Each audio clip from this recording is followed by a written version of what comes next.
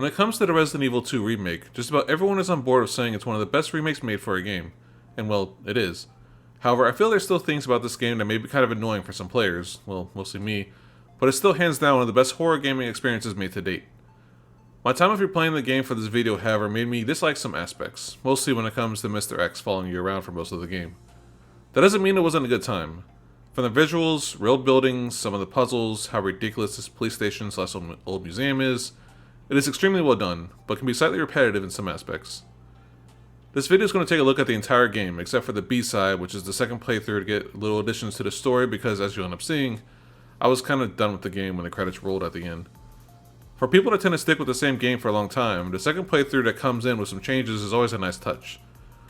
Just with how many games I'm going through, the slight changes to the story, puzzles, and enemy difficulty wasn't enough to get me to immediately play through it again. Especially with Resident Evil 4 out, and at the same time, I still have to replay Resident Evil 3. If you haven't played through this remake, I highly recommend it. If you played it before and just wanted to mostly relax and not stress too much when running around, put the game on assisted and enjoy the help that it gives. There's still some challenges at times, but the extra ammo and health is nice. Especially after working a lot and then coming home and trying to have a good time when playing the game. I played this before on release, and for the purposes of getting footage, I did this on assisted. So if it seems like enemies die quickly or I have a big stockpile of ammo, that's why. I'm also playing this on PC after they added ray tracing, and if you ever get a chance to play the game with that option, it adds a good deal to the immersion. It's mostly with the reflections, but I believe the lighting is done too, but if not, the game looks fucking great. With that, let's dive into the Resident Evil 2 remake. Her whole face, it looked like it was rotting. Yeah. She looked like a corpse. Like a walking corpse, man. Sounds like my wife. The game starts off with, again, another character choice, either Claire Redfield or Leon S. Kennedy. Due to Resident Evil 4 coming out, I felt Leon was the correct choice to see how he changes with the next remake. Immediately, you are into the road, with a guy driving a truck eating a really good looking burger, while listening to what seems like the road falling apart. It then goes to your character choice. Today is Leon's first day of being a cop. He stops at the gas station to get some gas or a snack, and then goes to see what's about to be a strange zombie situation going on. Except Leon is Leon and just goes, "That's weird." If you play as Claire, she's here on her way to town to find her brother, who is also a cop, aka Chris Redfield. Small world, it seems. Shit goes down in Claire's Bay, and you make it to the city. This is just about the only time you'll see the other character, which for the purpose of this video would be Claire. You both know to make it to the police station and figure out what is going on. However, just about immediately you discover that you'll need to find a way out of the station due to it also being heavily overrun by the zombies. Please! Give me your hand. Help me! I got you. Give me your other hand. The first non-zombie helping person you meet is Marvin. He's your boss, or well, would have really been if there wasn't a zombie situation. What a great first day. Exploring this station looks great, with the hallways, other zombies, and just strange architecture of the building. You learn that you need some medallions to get to open the passageway. Yeah, again, people in this world just love them some puzzles. I mostly let it slide in this game and not the first, since you don't have to wait through every door every 5 seconds. It's better this way. What I won't excuse is the very strange thing that each of these doors have special symbols on them so that people that work there will remember what goes where. Like, after they moved into this place, why didn't they just change up the locks and made it easier for them? The change on the doors is fair, just not the lock situation. Sorry, I won't falter from this view. Fuck Raccoon City construction people. They just like chaos, which, well, I guess I agree. One of the bigger changes you'll see with this series now is that you can craft ammo for your guns, and that helps a lot. I have a strange thing with me feeling the need to kill all enemies that I see on the way to places. I understand it's probably best to shoot a few times and then run past, just not my style. Plus with the zombie thing, some of them just get back up and some just get back up non-stop, so the game's kind of telling you that running is probably the best option when fighting at times. I'm just mostly stubborn. Eventually you get through a bunch of puzzles, such as the strange little storage locker thing, finding the word to a lock on a locker, safe combinations, and the mini puzzles for the medallions that is needed. Around here is where you see the first new enemy, the Licker. If you've seen the movies or just know about Resident Evil, you probably know about these things. They're blind and attack based on sounds. For some reason, I usually have a hard time fighting them at the time, but you know, the shotgun is usually the best option. You then get to find the final medallion. After a few enemies, you figure out that it's time to leave the police station. There's some doors that are still locked and places you haven't been, so it's safe to say that you'll be back at the station. What the?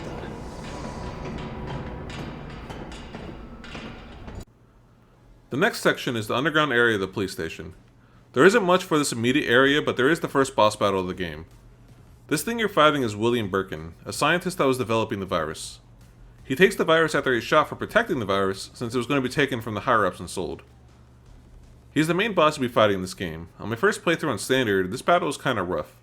With literally just enough ammo to get by, it was a struggle. However, on Assisted, it was rather a breeze, and I think it made it more enjoyable. I liked running around the arena shooting this gross thing. It's a simple arena, and the boss has well-telegraphed attacks. The main thing is to get around and shoot this obvious glowing eye thing a bunch until he dies. We eventually see how he became this way later on in the story, but at least each fight is varied enough against him. Here's the parking garage and the first appearance of Ada Wong. She's the most confusing character to me with who she really is. I know she kind of plays multiple sides, but she does actually care for Leon in cases it was hard to tell. For the story of this game, she works for the FBI, but later you find out that it isn't really true and she's just meant to be mysterious. I still don't really know who she is, but she's one of my favorite characters in the series, so I don't mind too much. You are tasked with trying to get out of here and get outside, and to do so, you need this badge that this man has. What's coming? Come on, don't be an asshole. Okay, you need this. Just get me the fuck out of here.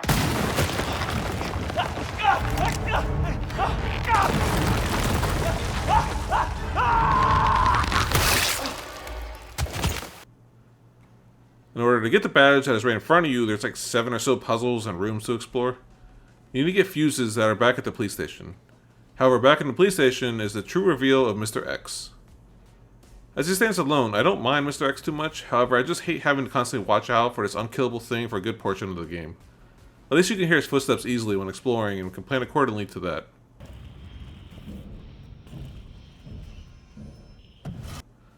Well, you get the fuses and get back to the parking garage. Here, Ada kills, or at least you would think kill would be the word for what she does to Mr. X. Before the next section, there is a quick stop with a recurring character who has their daughter that is turned into a zombie. It's mostly done for real building. It's a nice touching scene though.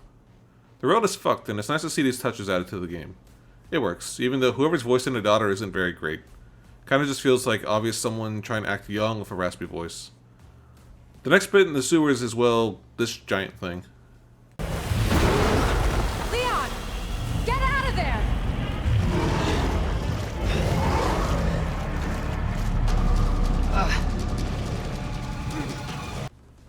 After being a boss and destroying this giant alligator, which I'm sure was actually an in-depth boss battle in the original game, you get to the sewers. It's a cool looking set piece even though it's short. Well, pretty quickly you meet the main evil scientist lady and get to play as Ada. This whole section is a nice little touch, even though it's rather short, probably for the best. You get a tool that lets you manipulate the fuses in the area and get around while fighting off some more zombies. Eventually you get stuck in a vertex and take a little time with the puzzle and then get stuck in a grosser part of the sewers. I wish there was more to this, but at least they changed things up a little bit with the pacing with it and expand the world. Back to Leon we are. I don't really like the sewers that much, but at least we don't have to wait and deal with Mr. X stomping around. I probably would have just deleted the game if that happened. Instead there's these giant fucking flesh monsters that like take a whole bunch of ammo or grenades to kill. I'm sure there are more easy ways to deal with them, I guess I just never really found it. The goal of this area is to find all the puzzle pieces that are part of a fuse system. I do like this puzzle, made me want to play some chess. Thankfully I knew what the names of each of these pieces were before playing, and instead of having to stare at the items, so at least there's that. But then again, probably everyone who's played this knows chess, so they are able to do that. It's not too bad for a puzzle. While down here, you can also go back to the police station and find anything else that you missed, however for this playthrough I didn't. In order to save Ada, you do have to go to the second boss battle of Birkin again.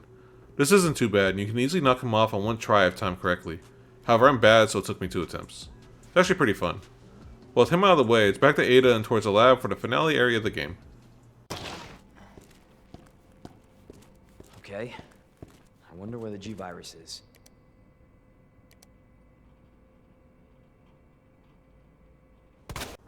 The lab here is kind of where I was just done with the game. It's been fun up to this point, but I was just ready for the game to be over. There was a decent amount of backtracking in order to do just about all the puzzles up to here, and this area has even more. I don't mind doing the puzzles, I just don't like running back and forth all the time in order to do it. It's just not my thing. Down here, you gotta find the virus and get out of the lab. There's some plant zombie things that are easy to deal with, especially with the fire, and some enemy lickers here and there. This lab is cool, even though it's a rather small section of the game. It is mainly to learn more about Umbrella. You then get the final boss battle of William Birkin, and it's a long one, but easy with the right equipment. It's a small arena to run around and just circle strafe. My years of playing Dark Souls made it rather simple. With him out of the way, the area is falling apart and it's time to confront Ada. I was just thinking about you. That makes two of us. I was getting worried. No, we make a good team. I gotta ask you something. Way's clear. Please, tell me you got it. Oh, I got it. Let me verify the G sample and we get the hell out of here. Before we do that, I ran into a net.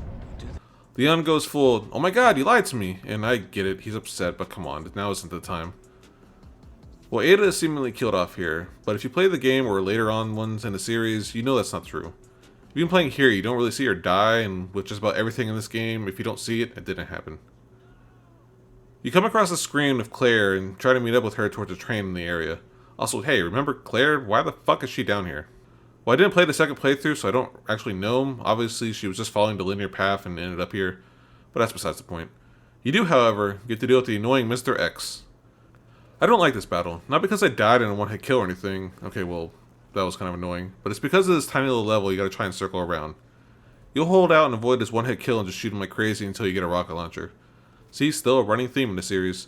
I wonder who gave it to Leon during this. Yeah, it was Ada, because you didn't see her die, so of course. No clue where she got it from, but at least it blew the shit up out of Mr. X. Well, after this battle, you run into Claire, who is with some kid, and ride on the train out. But not before being attacked again. However, this is expanded on the second run. Again, not feeling the need to do so, so there's that. All in all, it was a fun ride through the road. But after the time spent, I was done.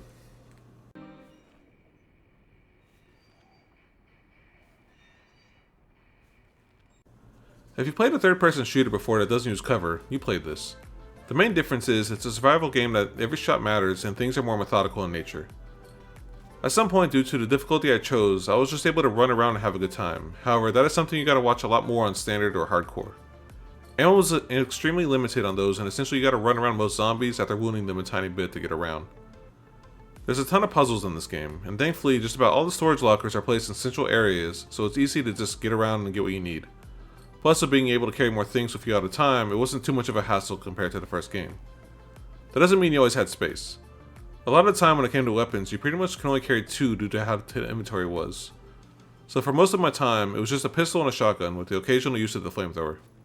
I do also think the voice acting was good, and the touches of Leon saying stuff under his breath with shooting some zombies is a good touch. He's over it with how many bullets it takes to kill these damn things. That, along with the conversations he has with others, is mostly believable.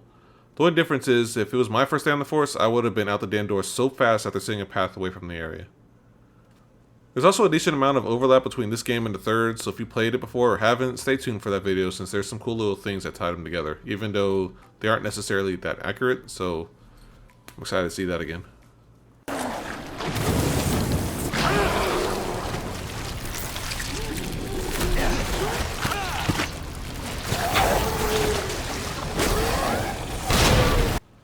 Resident Evil 2 Remake is a game that people should really experience. It is hands down one of the better survival horror games to date, and if you have the time, you should do the other playthroughs and see what the differences are. It's been a while since I've done it and forgot all about it, so unfortunately I couldn't speak about it in this video. Soon should be the video for Resident Evil 3, a game I think is much better than I remember it being, even though in that game's case too, I was over it by the end. Thankfully, Resident Evil 4 is a breath of fresh zombie air, so stay tuned for those, and I'll see you then. Thank you.